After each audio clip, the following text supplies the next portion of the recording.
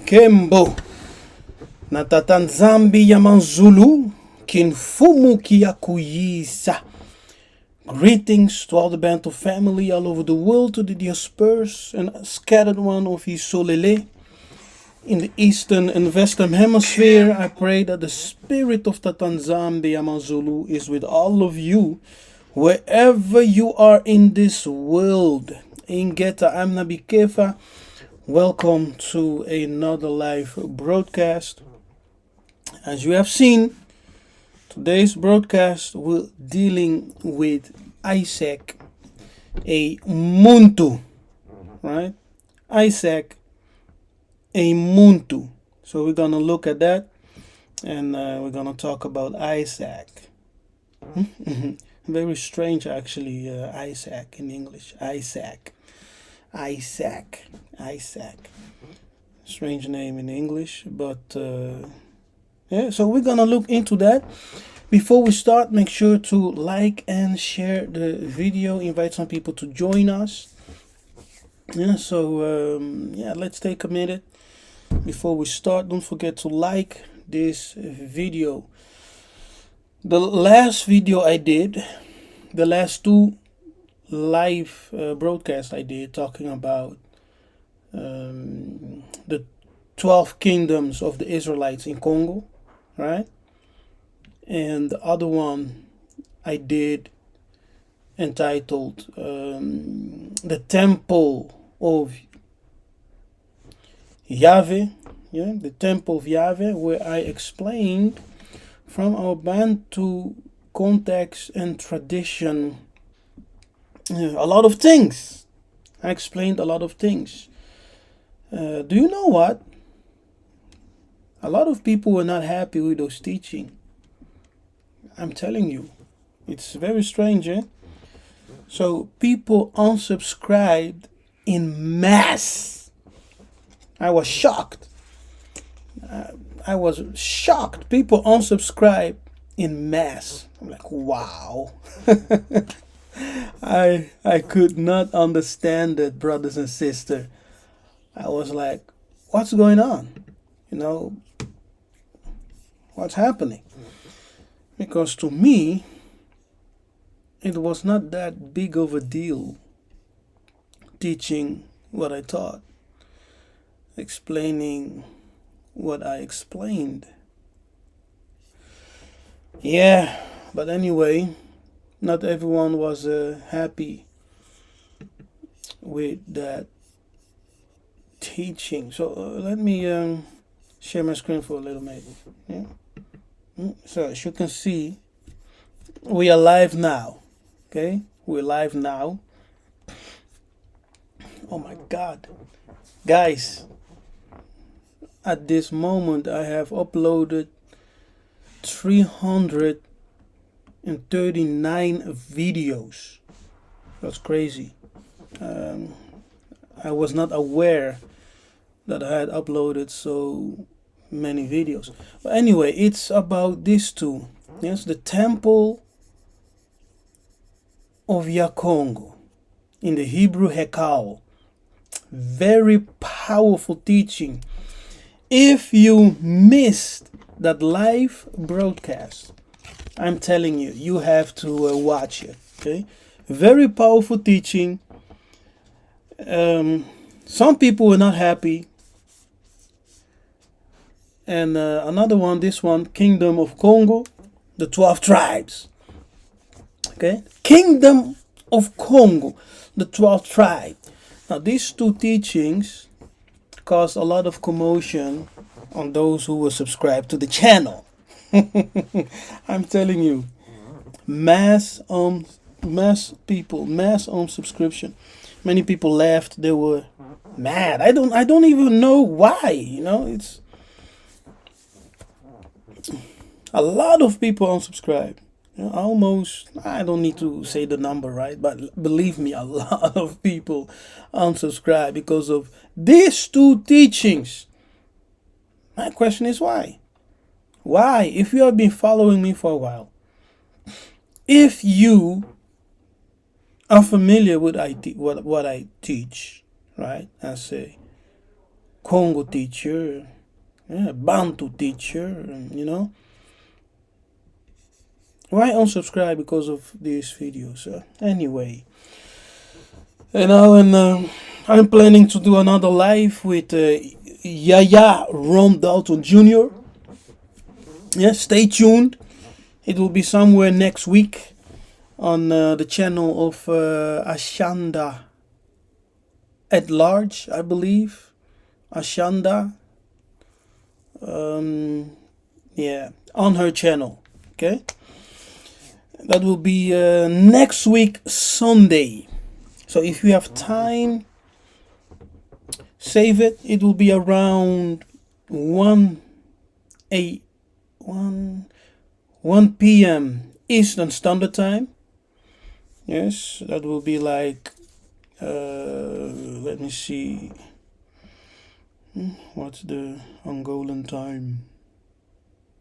Okay, it will be like 7 p.m. Angolan time, also European Amsterdam time.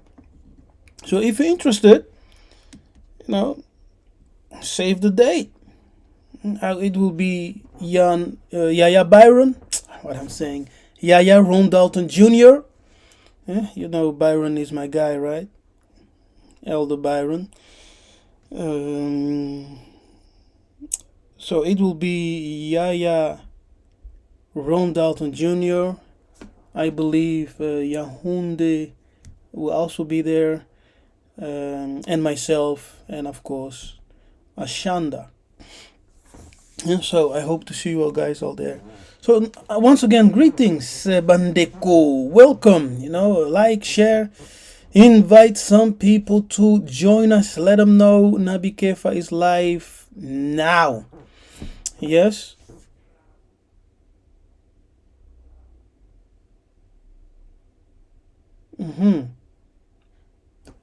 Really? Okay. Really? About your business? Okay, Matondo. Yeah, yes, let's start when we have at least 20 people in this live. Okay, let's start when we have at least 20 people in the live, and then we'll start. So don't forget to give this video a thumbs up.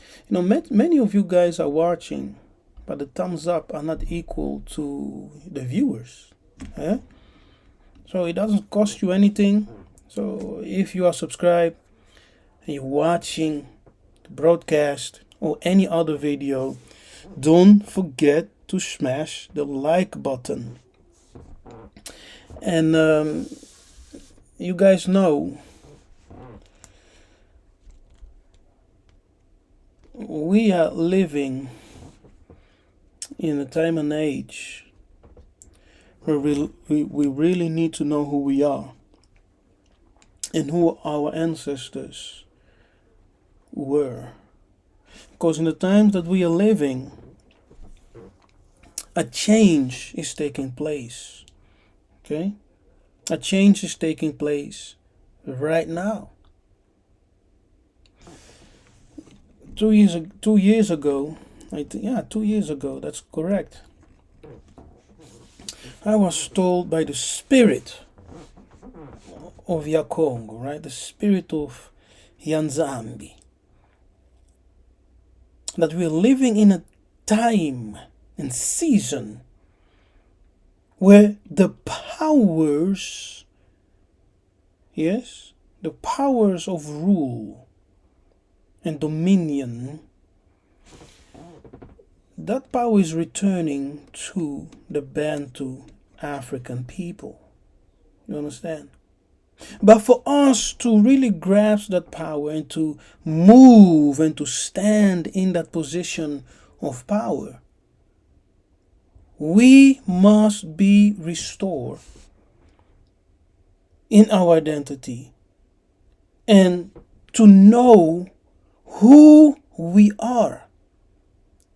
There's power in identity. There is heritage in identity. And that is one of the reasons why when you read scripture, those ancient people always referred to their fathers, ancestors. And this is where a lot of people get off, right? As soon as they hear me say ancestors, they're gone. Poof, disappear. Like, poof, crazy. But anyway, when you research the Hebrew, when you look into the Hebrew word father, ab, it is defined as a progenitor, father, founder of a tribe, but also ancestor. Okay, in the Bantu, it's the exact same thing. When we're talking about the fathers, we're not just talking about your father, who the one who gave you life, your progenitor. We're talking about all our fathers, right? So your father, your father's father, your father's father, so your grandfather, great grandfather, etc., etc. That's your line. So when you say my father, you're not just addressing your biological father, but his father before him and his father before him. That's why the Bible always speaks in terms of plurality. Our fathers, because that's a Bantu thing. When we say kaka, kaka can mean father, kaka can mean elder, kaka can mean ancestor. See? It's the same with the Lingala and Koko. It's the same thing. Koko can mean grandchild, but also grandfather.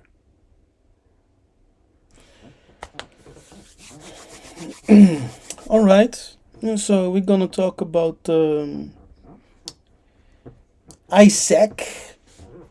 Yeah, we're gonna try to see what is the true Bantu name of Isaac. Okay, what is the true Bantu name of Isaac? So, following this channel, and maybe you identify yourself as a Hebrew Israelite, or whatever term. I don't necessarily identify myself as a Hebrew Israelite. I am Mukongo. I am Mukongo. Yes. And being a Mukongo, we know from tradition that the people who are called Israelites in the Bible are actually our ancestors. Our ancestors never called themselves Israelites per se, as it is mentioned in the scripture. The term Israelites itself is also not African. You understand? Israelites, those people, Israelites, never existed. It's our ancestors will never identify themselves as Israelites. But we are Congo. We are the children who are girded with the truth. We are the girded sons of truth. We are the girded sons who carry the knowledge of the Most High. Okay? And the identity of those people is also hidden in our names. You get it? It's also hidden in our names. And the Bible itself originated. No. Let me say it correctly. Yes. The source of the Bible. Not the Bible itself. But the source of the Bible, yes, those papyrus, yes, the papyrus on which our ancestors wrote the words of Nzambi Ampungu Tulendo, the words of God, those papyrus were used by the Greeks to create the first Bible during the reign of the Greek who was called Ptolemy Soter. Yes, Ptolemy Soter. So this guy called himself Savior because Soter, look at this, Soter in Greek means Savior. You see see what they were doing, right? So this Ptolemy Soter, who was, if I remember correctly, a nephew from Alexander the Kadiampemba, whom the European call Alexander the Great. I call him Alexander the Kadiampemba Macedonian, who came into Egypt, who wanted to make himself God, right? Who wanted to be recognized as a son of God. In our Bantu tradition, as it is exactly the same in ancient Kemet, the king, the anointed one, right? The king was considered the son of God. So this Kadiampemba, called Alexander the Macedonian, whom the European have nicknamed the Great, came into Egypt through Palestine, right? He came into Egypt through Palestine. And legends tells, and it is legends from the rabbis, right? So rabbinic legend says in the Talmud that when he entered Palestine, he wanted to travel to the land of the black gods. Yo, brothers and sisters, you cannot make these things up, okay? So he wanted to travel to the land of the Kemites, right? The land of the Israelites, those who are called Israelites today. So the people who were there, according to the rabbinical, how do you say that, legend or myth, whatever, they told him no, it's not safe for you to go there, etc., etc. But he convinced them, and they sent an escort to go with him into Africa, right? In search of God, in search of the Garden of Eden. So when he entered Africa, he came across warrior woman. Yeah, okay. Let me make the story short because otherwise it will be too long and I'll be deviating. But the story goes that he entered Africa, he went down the Nile, he came into Central Africa, right, in the regions of Congo, and according to the story, in that geographic location, he witnessed, according to the story, the entrance of the garden, right? Crazy. Now, when you follow the story of the ancient Kemites themselves, who today are called Egyptians, they would tell you that they believed that the holiest of place, the holiest of all the earth, was somewhere in Central Africa, so south from Egypt. That's amazing. That is Central Africa, Congo Kachiopa, which is the heart, the navel, and the center of the world and the universe, or our universe. That is called Congo Kachiopa. So these people who carry the wisdom of God, the revelation of God, the knowledge of God, the light of God, they came from the southern region of Egypt, or let's say the Central region, Central Africa. Okay, they are the ones who brought the knowledge, science, mathematics, and civilization and advancement up the Nile and established the first dynasties. Those people were later called the Yahud.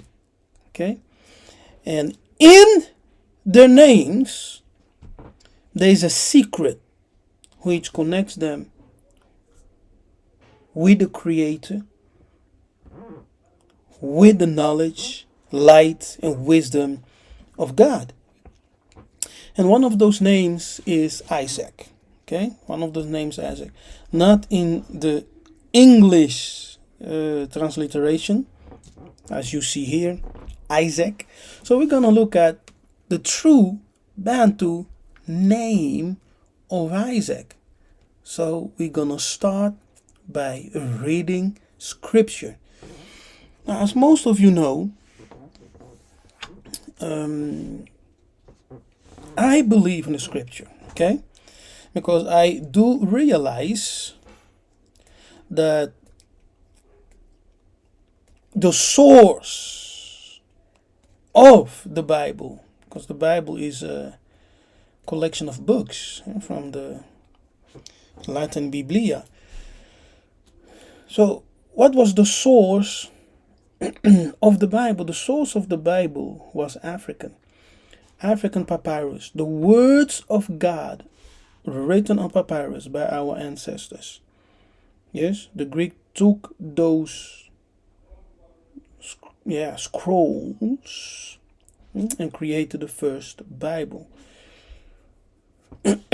which was in Greek. You get that? By the dictation of Ptolemy Soter, yes, a nephew of Alexander the Kadiampemba, whom the Europeans have called the Great. Yeah, so our ancestors were the source. The source. So if we say there's power in identity, there's power in knowing who you are, in knowing the history and the heritage of your ancestors, we must not be afraid to look within our own culture. Yeah? Because the Bible is a mirror of the Bantu culture. You understand? The Bible is a mirror and a shadow of the Bantu traditional culture, ancestral culture. Let me say that again. The Bible is a mirror and a shadow of the ancient Bantu ancestral tradition and culture. I cannot emphasize that enough, because people still believe the lies which have been told, yes, through the institutions of Christianity, the schools of theology, churches, books, and all kinds of publications, that the ancient people who lived in Africa, in Kemet, for thousands of years are Mundele, are European Caucasian, and that the promised land is the so-called state of Israel in Palestine. Let's wake up. Let's wake up. That's not the promised land. That's not the location. The Bible gives us a clear description on how the location, how it looks. It calls it, for example, the fatness of the earth. What does it mean?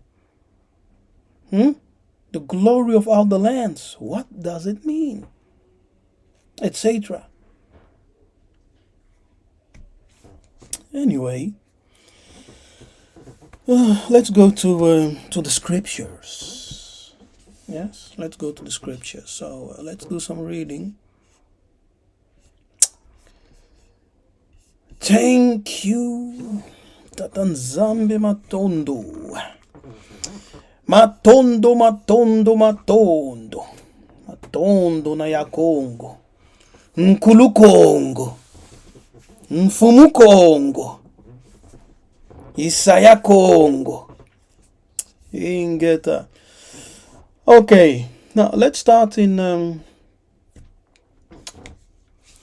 Genesis 17. Yes, let's see where. Let's start.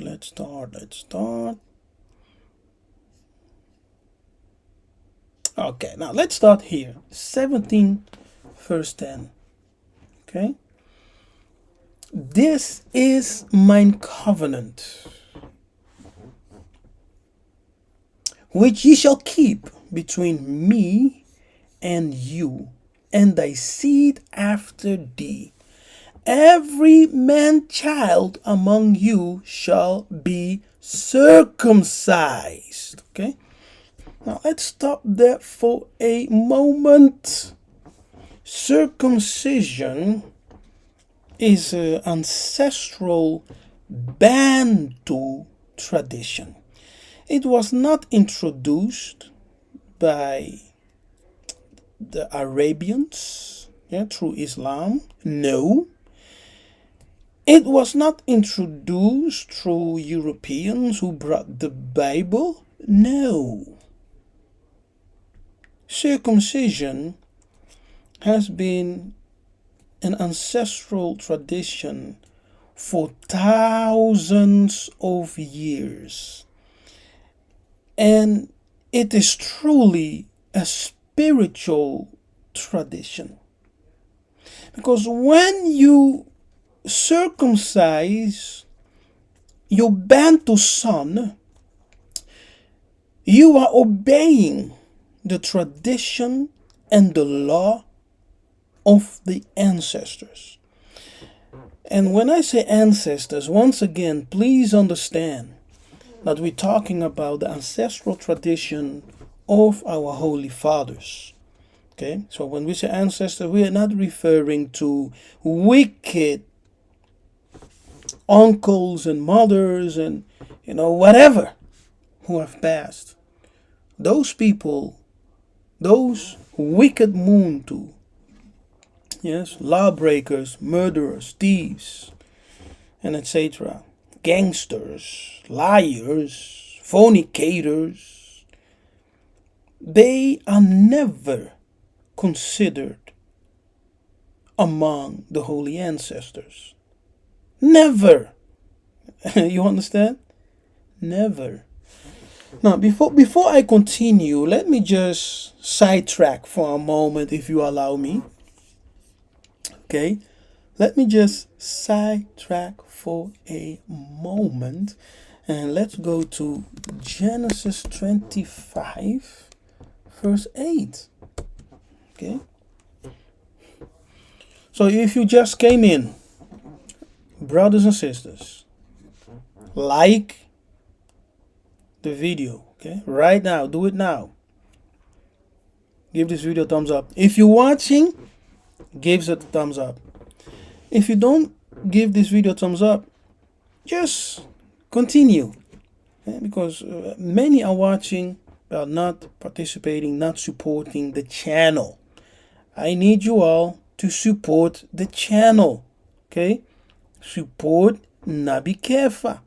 Watching, you are getting value of the teaching and of this channel. You are being edified, you're learning something. Like, share, subscribe.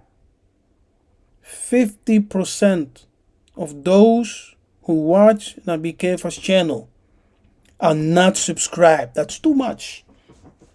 The half of you all who is watching me is not subscribed, doesn't like the video, but you're watching. Come on. Let's make a difference. Let's make a difference. So allow me to sidetrack a little bit and to show you something. We're still dealing with Isaac, but his father, or his grandfather even. No, his father. Yes, Abraham, right? Okay. Now let's start here at verse 7. Now, pay attention now. Pay attention. Yes? Genesis 25, verse 7. And these are the days of the years of Abram's life. And very soon we will have to break down the name Abraham. Okay, Abraham. We have done it with Pastor Mello once. We broke down the name Abraham and its meaning using the Kikongo language. Yeah, but I will add onto that and present another breakdown of Abraham's name, still using the Bantu language. Okay, and you will see a wonderful secret in there. So Abraham's life, which he lived 115 years. Then Abraham gave up the ghost. That's to say, he died, and died in a good old age, an old man. So in Bantu tradition, it is said that when you die as an old man, you were blessed and honored by Nzambi and Pungutulendo. To die at an old age, it means that you have lived the complete fullness of days that was given to you by heaven, by Zulu. So you see, he full of years. Yeah, so he lived a full life. It means that he lives his years in full, not one day short. And that's what it means. Exactly the same as in our Bantu tradition. And look at this, and he was gathered to his people. Now, you tell me, how should we interpret this sentence? And was gathered to his people. How should we understand and interpret this sentence? Was gathered to his people. Now, who are his people? Because he's dead, right? He died. And when you say Abraham was the first, he's the father, but he died and he was gathered to his people. Let's look into the word gathered quickly. Yes, quickly. Because it's not really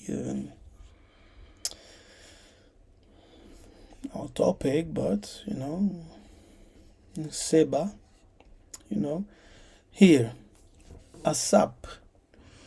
Now, when we look into that word, Asap, oh,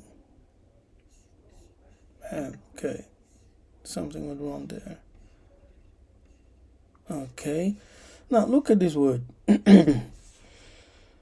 To gather, receive, gather, collect, to gather an individual into company of others. You understand? So he was gathered into the company of his people in the grave or in the beyond. You understand? In the beyond the grave, in the ethereal realm, he was gathered or received, welcomed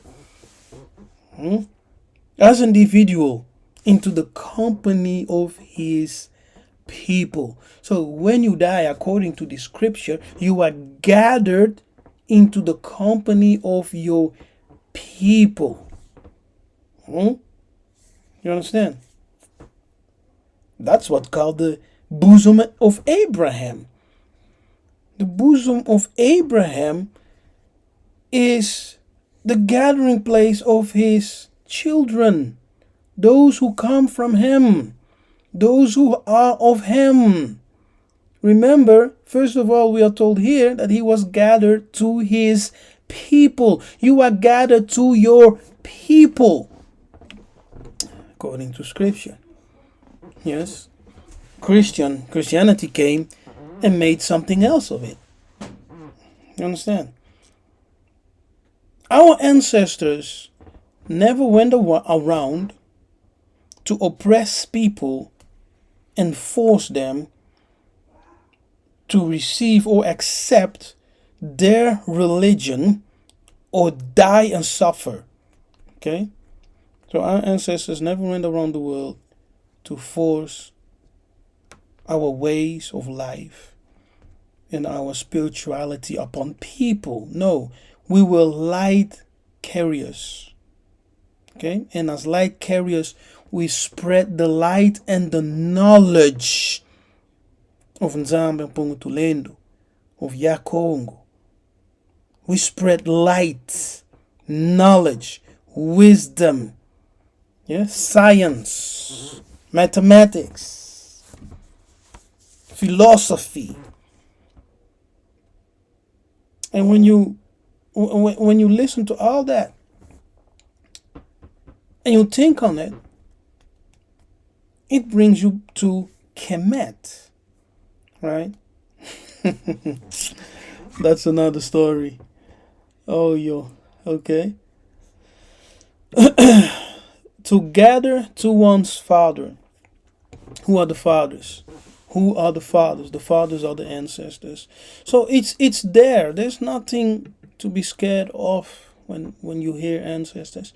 Even when you read in the book of 2 Timothy 1 verse 3, the Apostle Paul, for those who do read the New Testament, clearly says that he serves the God of his ancestors. There is no need to be afraid for the term ancestor. There is no need to demonize people, right? Because they're using the term ancestor. It's a biblical term. Ab, father, also means ancestor. You understand? When the Israelite in the Bible talks about the God of our fathers, they're actually saying the God of our ancestors. So why is it demonic when we say the God of our ancestor, our ancestral tradition? Anytime we mention ancestors, people are triggered. Ooh. Everyone can use the term ancestor, but when Bantu Africans use it, the only thing people connect it with is demonic activities. Even though among our ancestral tradition, when you mention ancestors, you are always talking about illuminated spirits, who today are called angels. Okay, that's a complete different teaching. Anyway, let's go back to Abraham and Isaac. So Abraham was told, this is the covenant, you have to keep it. Every man child among you shall be circumcised. Good to know that circumcision did not begin with the Jews. Okay, you know what I mean, right? Circumcision did not begin with the Jews. No, circumcision began among the Bantu in Africa. Yes, among the Bantu in Africa. It's thousands. It's a thousands of years old tradition. Yes, it's not a tradition of the Ashkenazi, but it's a original tradition of the black people.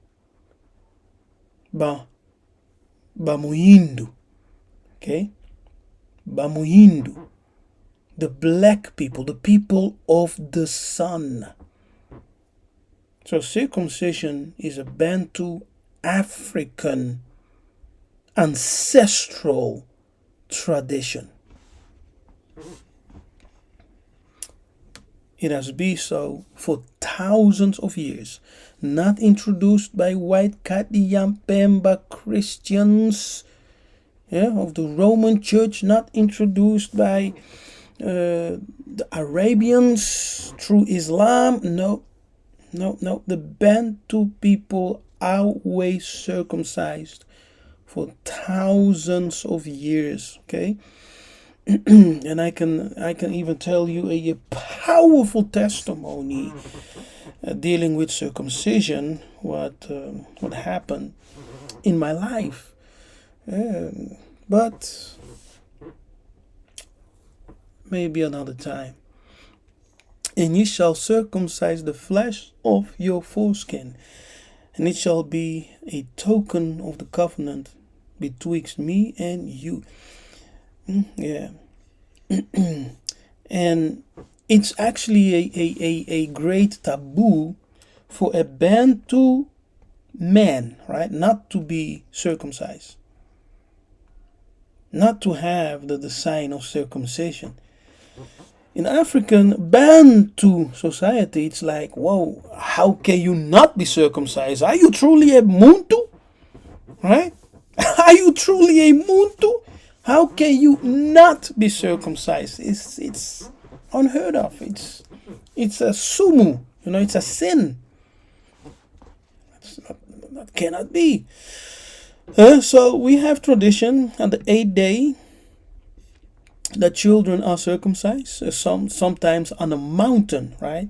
So when a child is born on that day, and sometimes at an older age, like 12 or 13, and sometimes it's a ritual of manhood, right? So when you reach a certain age, yeah, you will go with the elders in the forest or on a mountain, and there with other young men, you will undergo circumcision. And as you go to the forest or to the mountain for that rite of passage, right, as you are becoming a young adult, a young man, Ntoko, you return, you go as a boy and you return as a man, right, as a son, as a Ntoko, which means a young adult, yeah? A young adult, a young man, strong. So you go as a boy, as a child, and you return as a man. Out of when Israel was a child in Egypt, I loved him. And when he grew and became a man, Toko, I called him out of Egypt. You see, it's parallels the same tradition of circumcision, the rite of passage, young boys going with the elders into the forest, up a mountain, undergoing that ritual and returning as a young adult, Ntoko. Yes, very powerful. Okay, let's jump for a moment. Etc. So it says here for everlasting covenant. You see this everlasting covenant? So when you actually, let me tell you this, when you as a Muntu, when you don't circumcise your son or sons, your ancestors, the holy ones, are displeased. Bro, I can tell you this by experience, okay? I can tell you this by experience. Now, Allow me to tell the story. Yes? Do you allow me to tell the story? If not, we just continue. I believe you will find it interesting and maybe also encouraging. Okay.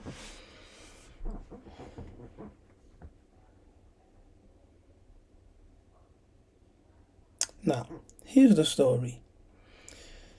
Some of you may know, some may not, that I ministered as a pastor, apostle for many years, right?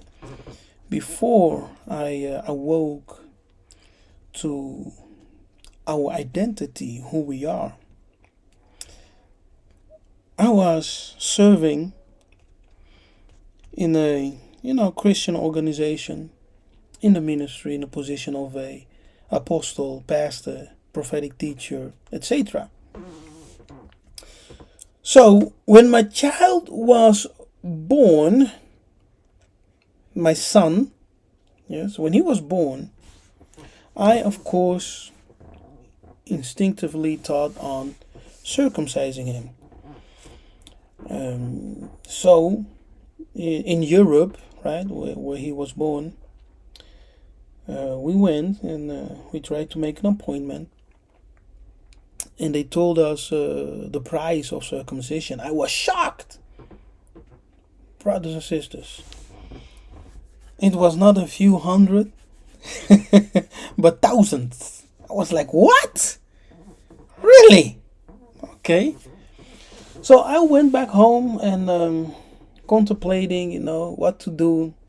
Shall I pay the thousands of euros this time? What they were asking. And I took scriptures, trying to, get advice at that moment from a Christian perspective. And I read something in the book of the writings of Paul, where he said that being circumcised means nothing. And I use that scripture, right? Yeah, it was over 1,000 euros. Over. So I used that scripture to justify me not paying those thousands of euros, right? Just to circumcise my son. It was years ago. Years ago. But in my heart and in my spirit, I knew. You understand? I knew that was just looking for excuses not to pay the money. Okay? So from that moment on, I'm telling you the truth, brothers and sisters. From that moment on, I was being what's the correct term actually? I can almost say haunted. Yes. I was literally haunted by the Spirit. Anytime I would pray or sleep, lie down, I will hear a voice. And that's what the voice was saying. Why haven't you circumcised your son? Why haven't you circumcised your son? Brothers and sisters, I was so scared. And I tried to fight against that voice. I was like, no, but the Bible says being circumcised or not circumcised, it doesn't matter because we are in Christ. But nevertheless, the voice continued to repeat. Why haven't you circumcised your son? So when I came into the awakening, when the Most High revealed to me by that same voice who I am, I repented. I said, oh, forgive me. Now I understand. At that time, that moment, I understood why the voice was pressing so hard, asking me that question repeatedly. Why? Yeah, so my son is circumcised, of course. Yes, and I'm very happy. I'm very happy. It's something. So I can tell you from our tradition, okay, ancestral Bantu tradition, that circumcision is of our ancestors. And the ancestors in the beyond, they want our sons to be circumcised. Okay? Now, if you grew up in ignorance and you are uncircumcised, but you are an old man, don't worry yourself about it. Okay? The Most High understands. You lost your knowledge of who you are, your identity. You understand? But if you are still a young man and you have children, sons, brother, be ye circumcised. Okay? It's important. It's the ancestral tradition of our fathers. I can tell you it's important. Make sure to do it. Okay? Do it. Yeah, and the circumcised man, okay, let's okay, the circumcised man child, see, this man child is called Ntoko. You understand? This male child is also called Ntoko, which means a mature boy, a matured boy, so a young man, or a child, right? You have Toko, you also have Mwana. So, man child in Lingala as a young, like a child, right? So we have different terms, but the man child literally translates to Mwana Mubali. Mwana Mubali. Man child. Man child. Whose flesh of his foreskin is not circumcised, that soul shall be cut off. Whew. That's heavy. That's a heavy one. If you're not circumcised, that soul shall be cut off from his people. Oh my God. That soul shall be cut off from his people. Now listen to me. There were maybe, here and there some Bantu people who did not circumcise. They still lived among the people, right? They still lived, they worked, they married, they did business and whatever. So what is this cutting off from his people mean? It means that when you die, you will be judged. You will be cut off.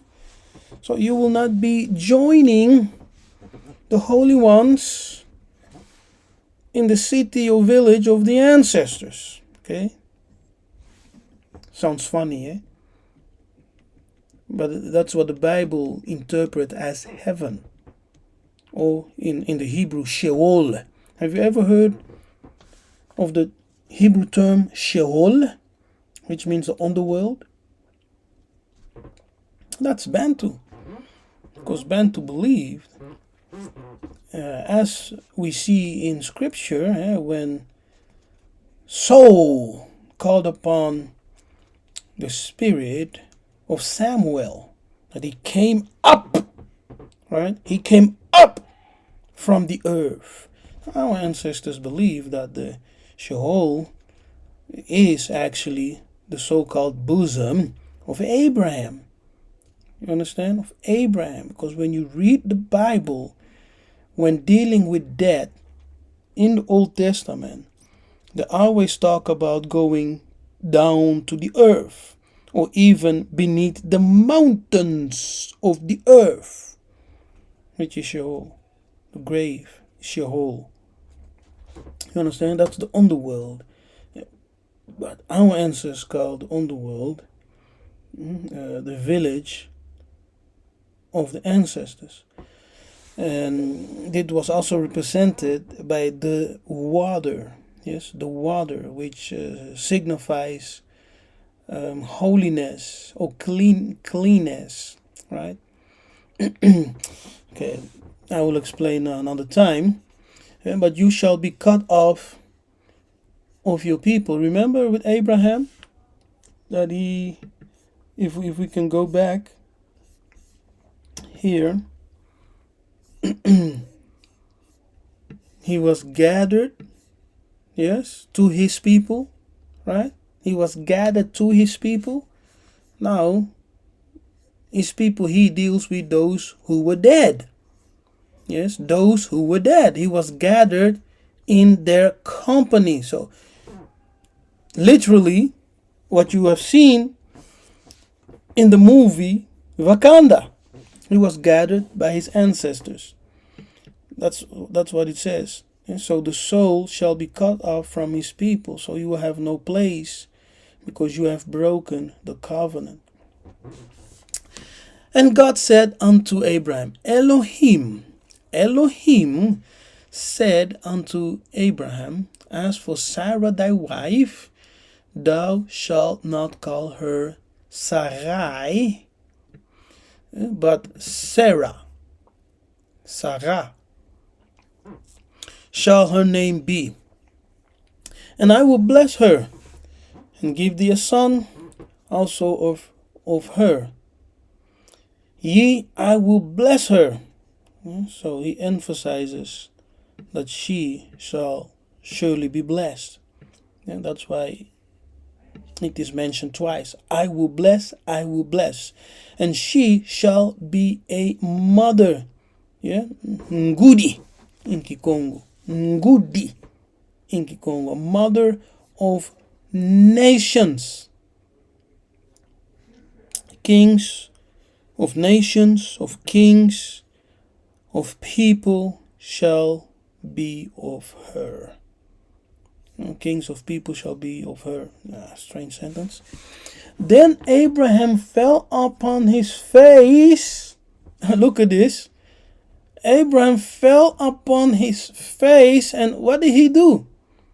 And laughed. You see that? Now we enter into Isaac. Now we enter into Isaac, who was a muntu. Okay? Yiseka. And I will show you. Now, then Abraham fell upon his face and laughed, and said in his heart, shall a child be born unto him that is 100 years old? And shall Sarah, that is 90 years old, bear? And he laughed. He said, no. Let Ishmael live before thee. And Elohim answered, right? Elohim said, no. Sarah, thy wife, shall bear thee a son indeed, and and you shall call his name Isaac. Okay, you shall call his name Isaac, and I will establish my covenant with him for an everlasting covenant, and with his seed after him. Okay, so Abraham laughed. Most of the time, preachers just copy each other. They would say, oh, Sarah laughed, and that's why Isaac was named Isaac. But to be more correct, the one who laughed first and who found the idea ridiculous was Abraham himself. He's the one who laughed first. at the mention that he should have a son, bear a son with his wife, Sarah. Now, when we look into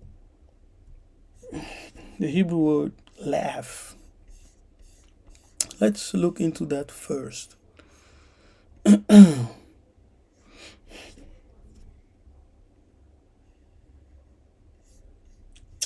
Now, look at this word.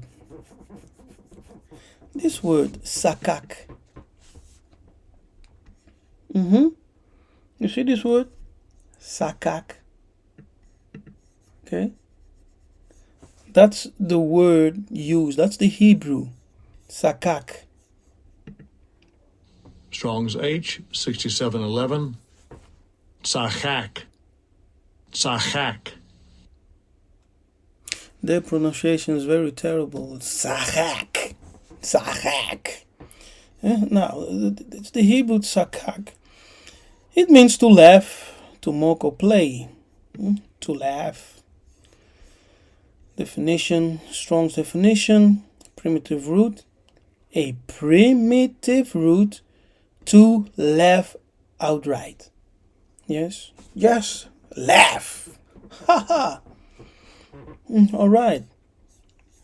We will look into it more later as we break down, as we compare, as we break it down and identify the Lingala and Kikongo. Now here we have the name Isaac. Right, so let's go and look up the name Isaac in the biblical Hebrew, and in the Yiddish pronunciation they will say Strong's H, 3327. Yitzchak. Yitzchak. Yitzchak. Yitzchak. How do these people talk? What kind of language is this? Yitzchak. Yitzchak. Okay. No. A language is a language, we don't need to make fun of how people talk. But anyway, so the biblical Hebrew Yitzchak. And so for those who are speaking Yiddish, I'm just joking around. Don't take it too seriously, okay? For those who do speak Yiddish among us, don't take it too seriously. Come on. We're just joking around. But the Hebrew Yitzchak comes from the root sakak. Okay? As you can see. You see that? It comes from the root sakak. What we have seen earlier, talking about Abraham laughing. Sakak. Now let's go and look into the strong definition of Yitzchak, which means laughter. Yes, sometimes even mockery. So was laughter. Yitzchak means laughter. Yitzchak. Yitzchak. Means laughter. Now let's go to the Bantu. So let me just be upfront. The Bantu name, the true Bantu name, from the perspective of the Bukongo, right? Kikongo, is Yiseka. Yiseka.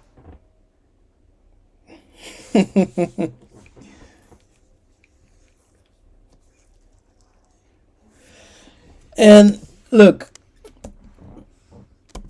when you put Ya, what do you have? Yisekaya. Hallelujah. So when you put Ya at the end, you get Yisekaya, right? Of Kefa Yisekaya. So Yiseka is the Bantu name for Isaac. It's the true Bantu name for Isaac. So if you bear the name Isaac, don't call yourself as a Muntu, right? Isaac. Change your name and introduce yourself as Yiseka. That's your African Bantu Israelite name. Yiseka. Not Isaac, not Yitzhak. No, Yiseka. Do you hear the difference between Yiseka? Yiseka. It sounds beautiful, harmonious, right? Yiseka. Oh, Yiseka. Yiseka.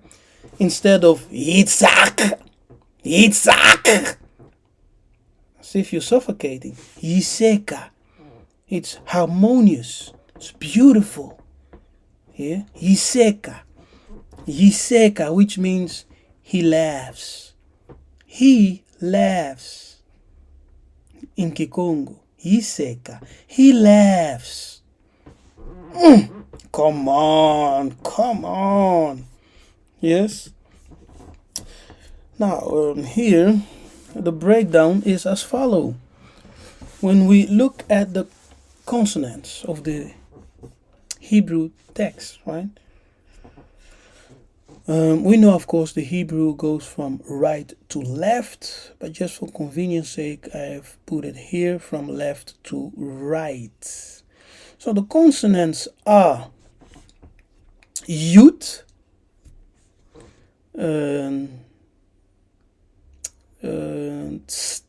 Tzayin, okay, which is S or TS. Tet, which has also a K sound, Chet, which has a K sound, and Kof. Now, that Kof, that last one,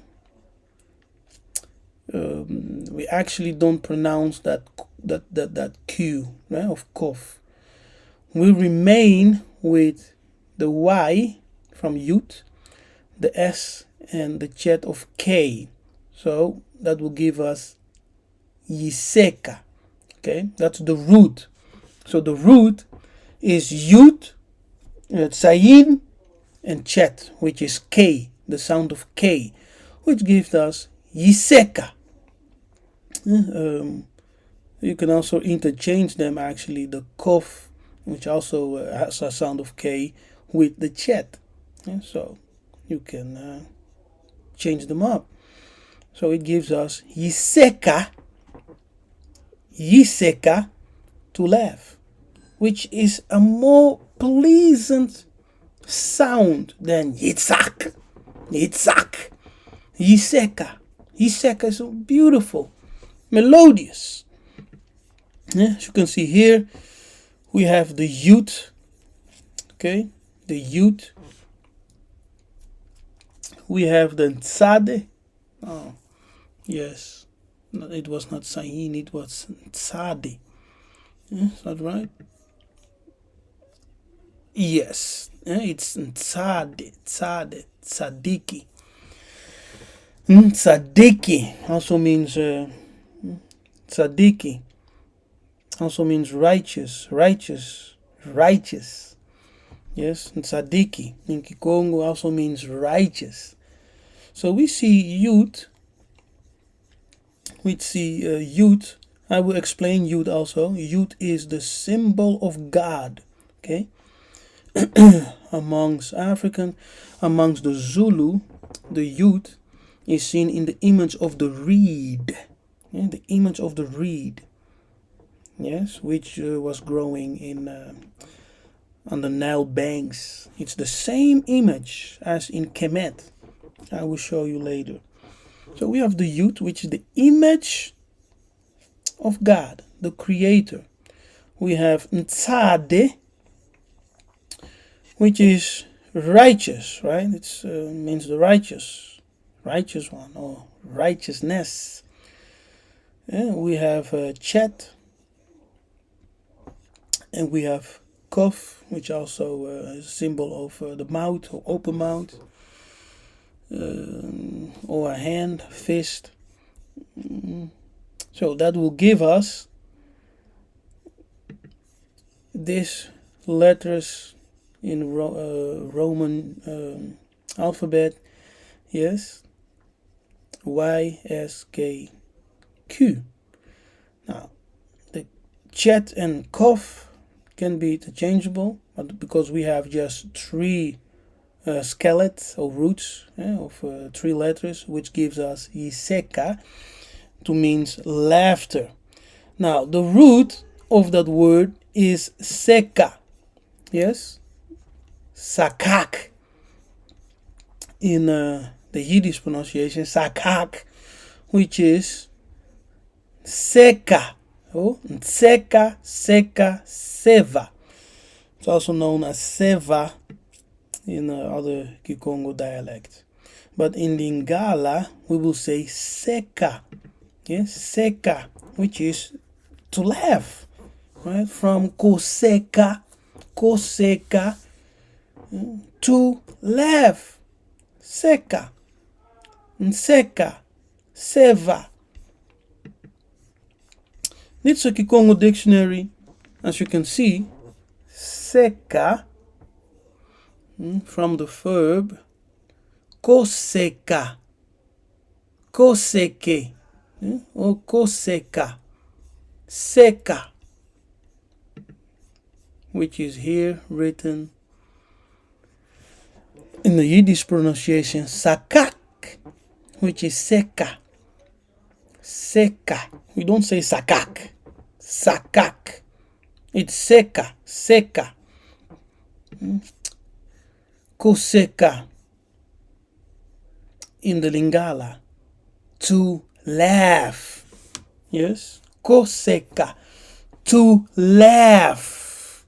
To laugh. Amazing. The secret is in the language. The secret is in the language. Let me say that again. The secret, well, because people be hating and they're like, these Bantu people, man, these Bantu teachers, man. But the secret is truly in the language.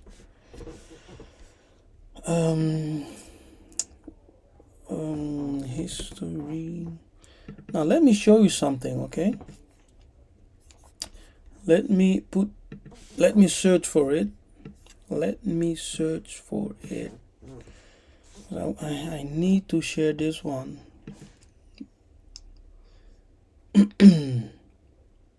I said the secret is in the language. That's why those people, they did everything they could to remove the language of our ancestor from our mouth, forcing us to speak English, forcing us to speak French, forcing us to speak Portuguese. You understand?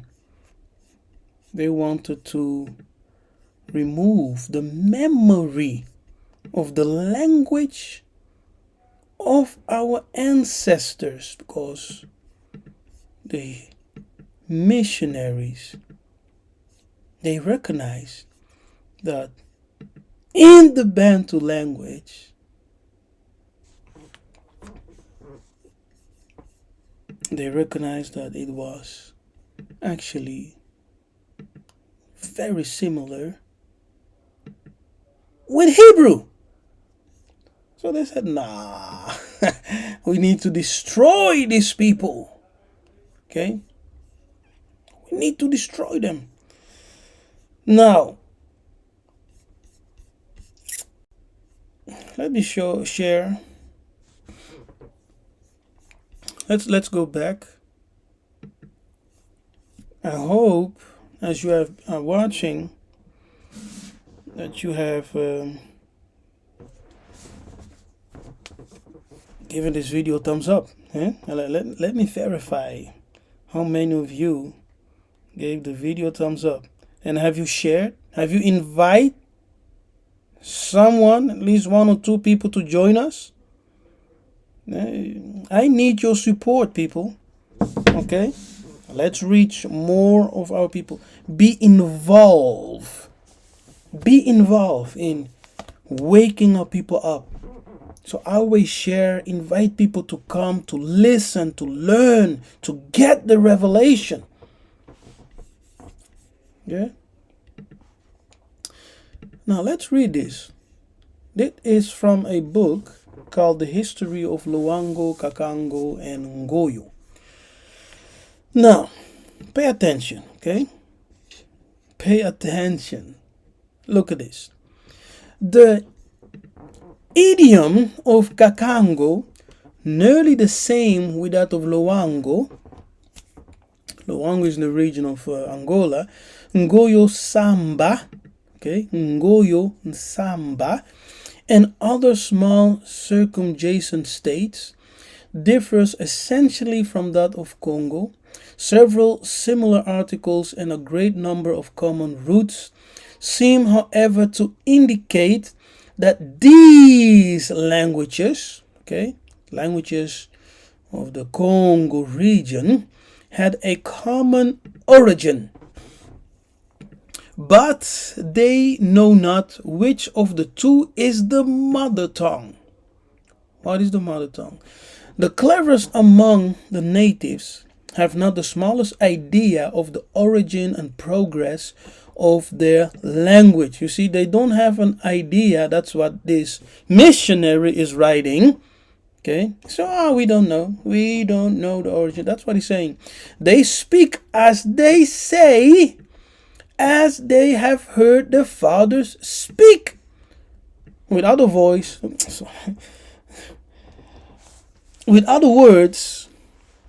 they were speaking the ancestral language.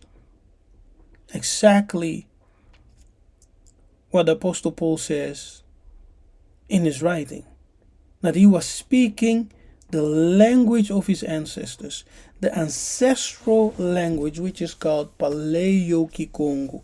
Paleo-Hebrew is the Paleo-Kikongo.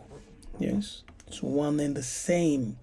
It has been taught that there might be perceived some marked connections, okay? Marked connections between this language, talking about the ancestral language, yes, of these people. He said there is a connection between this language and ancient tongues. Yes, ancient tongues. As what? Especially the Hebrew. Oh, mic drop, eh? Especially the Hebrew. See? What else? The Greek and Latin. So, this missionary, hearing the Bantu people talk, he said, wait a minute. This language sounds like mostly like Hebrew. I hear some Greek terms. I also hear some Latin. Not connecting, putting the puzzle together that the ancient Hebrew, right, which is also called the tongue of Canaan, Canaan pointing to Africa. So ancient Hebrew itself was an African language. And that African language is the root or the source for the Greek and Latin.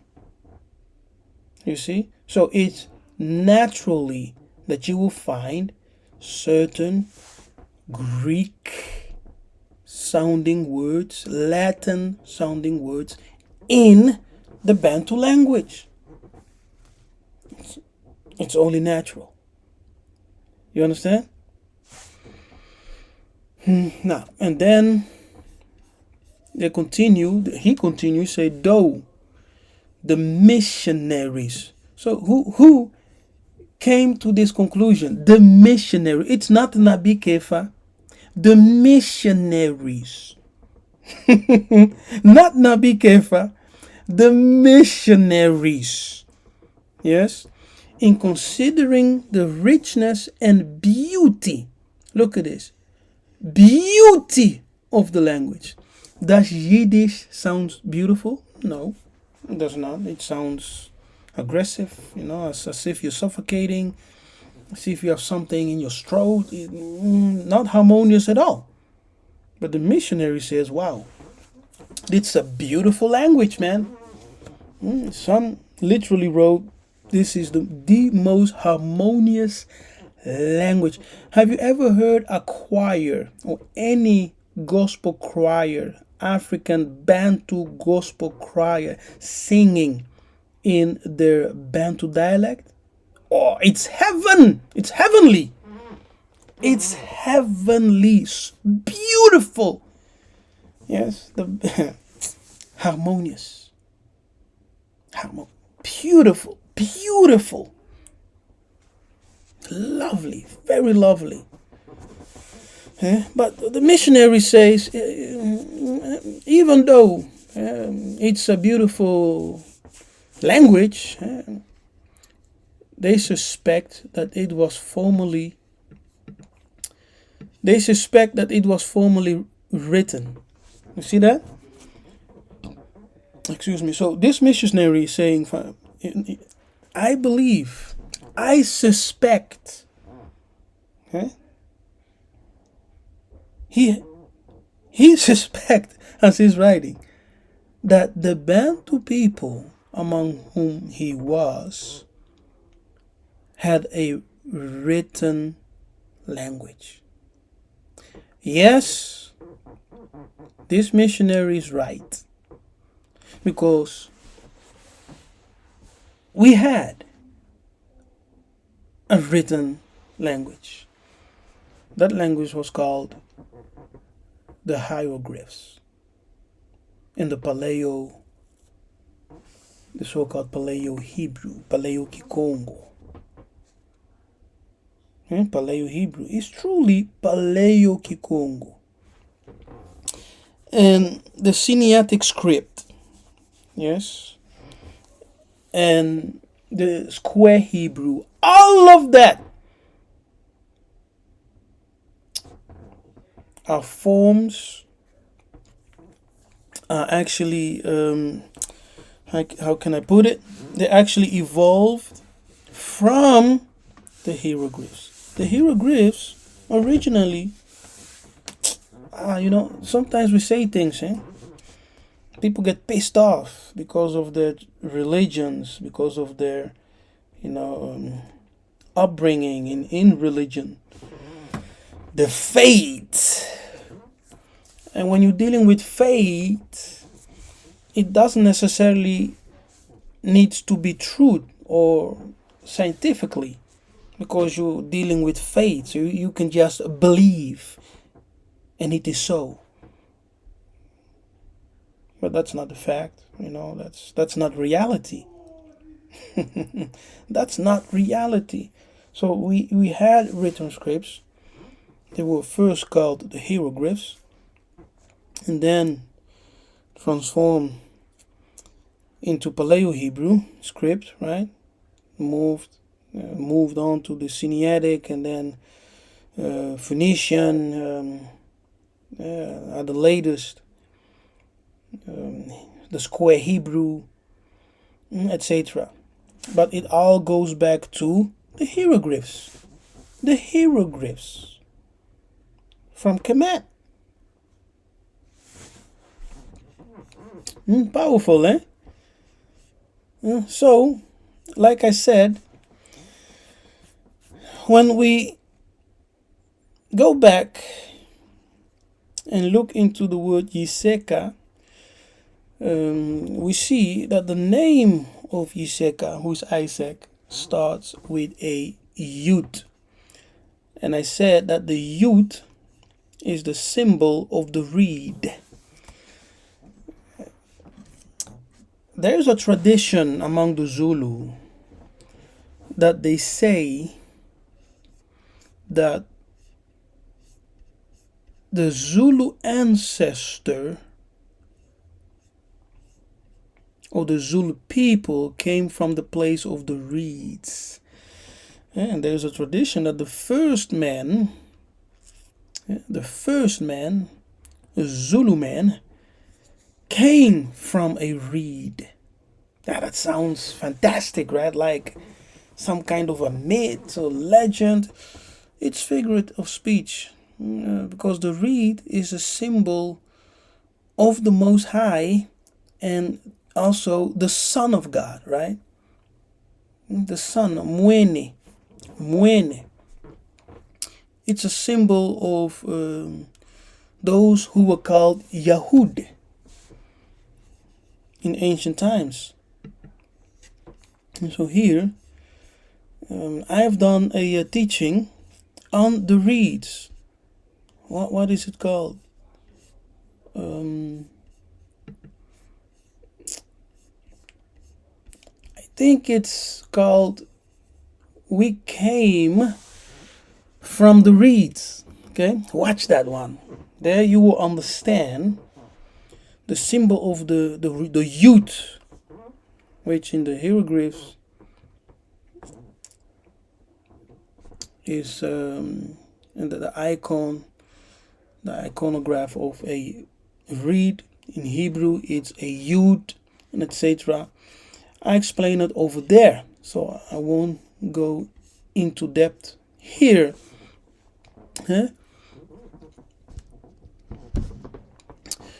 The reed or yud is the symbol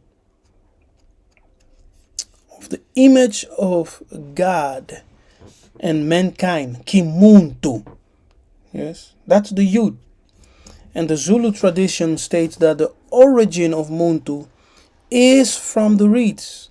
There is a saying, man is only a reed amongst the Zulu. Man is only a reed, the weakest of nature, but he is a thinking reed, right? Because he is the image of the Creator. And when you study the Hebrew script, you will know that the Yud being the image of God, right? The Yud is the symbol of God, of the Creator. Yes. And it is also the root of all the other images. You understand? It is also the root of all the other images. That's to say, symbols or letters.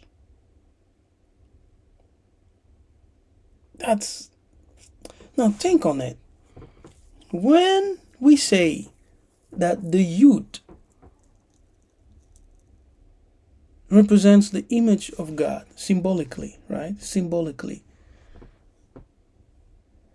And the Yud is also the root of all the other symbols. What does it mean? It means that the letters, all the other letters, come out of the Yud, the image of God. So the entire alphabet, so to say, Aleph Bet, the entire script comes from the Yud. It proceeds from the Yud. So the word of God has a face. The word of God has a voice.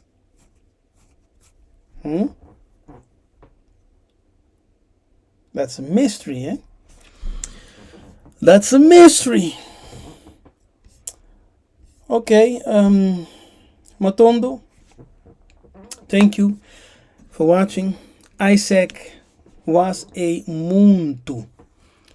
Yes, he was a son of man, mwana muntu. Mwana muntu, and in his name, Iseka, we see that he carries the youth, which identifies the Son of God, the image of God.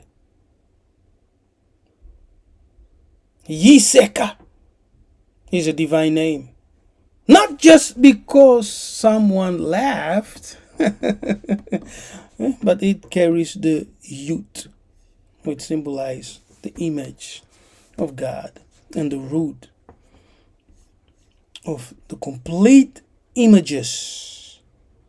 Yes, all the images, to say all the alphabet. So from the root seka, koseka, which means to laugh, we have Yiseka, which is the name of Isaac, the true Bantu name. I am Nabi Kefa, Matondo, Zambia Benisa. Thank you for watching. I hope you learned something. Yes, and if you are new to the page, don't forget to subscribe. Give this video a thumbs up, like, and share. Okay? Help me to reach more people. Like I said, the last 2 teachings I did live, people were not so happy about it. A sister said maybe they are bots. I don't know because I've never experienced that amount of people who unsubscribed. So I don't know. But we are not here for subscribers, but we are here to teach truth, to reveal our true Bantu identity. Okay? So in essence, to call ourselves Israelites is actually an error. Our ancestors never called themselves by that term Israelites. Okay? But we are Congo. We are Isolele. We are Isolele. And there's another term, Yisayela. And there's a third term, Yisarayela. So that's a bit longer. Yisarayela. So we are the people. Yeah. Israelite is just an European term, but it's not Bantu. So in that understanding, we can actually say we're not Israelites. I'm not Israelite. I am a Muntu, and together we are Bantu, the people who are called by the name of the Most High, the Creator, which is Congo. Yeah, so we are Bena Congo, the good sons of truth. Bena Zulu, the children of heaven. And if we are the children of heaven, our ancestor is a heavenly being. You understand? If we are the children of Zulu, the children of heaven, our ancestor is a heavenly being. We are the image or the images of God. Just like the youth. Yes, just like the youth represents the image of God, we are the image of the Creator. The people of the reed, as the Zulu expression goes. The people of the reed. We are the people of the reed. Yes? And to understand it, watch the video. When you finish this one, go watch that video. I break it down over there and you will understand. Okay. Now, Matondo people, don't forget, we are living in times of the Exodus. And I will do a teaching because I do think that many of you need to hear this teaching. Okay, many of you need to hear this teaching. So I will talk about the Exodus. And I will explain the Exodus using scripture, of course. Yeah? But I will give you my perspective as a Mukongo, okay? As a Bantu teacher. I will give you my perspective on the Exodus. Must we wait? Must we wait for heavens to crack? And a being to descend? On clouds and etc. Those descriptions in the Bible, should we take them literally? Talking about the return of Christ on the clouds. What does the clouds represent?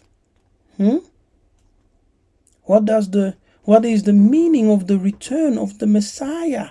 Will he be born? Will he be, literally descend and live and walk upon the earth and do all kinds of things? No. So, what is the Exodus exactly? What must we do to prepare for the Exodus? Is the Exodus already happening? Yeah, those are all questions that I will answer. Okay? So, you can be prepared. Right? Wonderful, wonderful, wonderful. So, for those who love me, for those who appreciate me, for those who, love the content, and those who want to honor me for the work that I do, spending time with all of you online, going live, and I'm teaching you live, right? You see, I'm teaching you all these revelations live. I'm not pre-recording, editing, no. Straight on. So you can see that there is no nonsense. There is no BS. It's just straight on. So for those who appreciate me taking time, coming online, we are very busy in this world. We're doing a lot of work. I also work full time. I have a family. I have a lot of other things that I do. So don't just think that I'm just sitting here reading books and going live on YouTube. No, I work. I work. But I need your support also. So if you want to support, you can support me via PayPal. The links is always in the description box. You can also become a Patreon member and support me in that way. Now, I don't talk about it very much. because I myself believe that if you are listening to a teacher, because as a pastor, I used to ask people money every service, right? Collecting tithes, collecting all kinds of different gifts, special gift and that kind of gift, and etc. etc.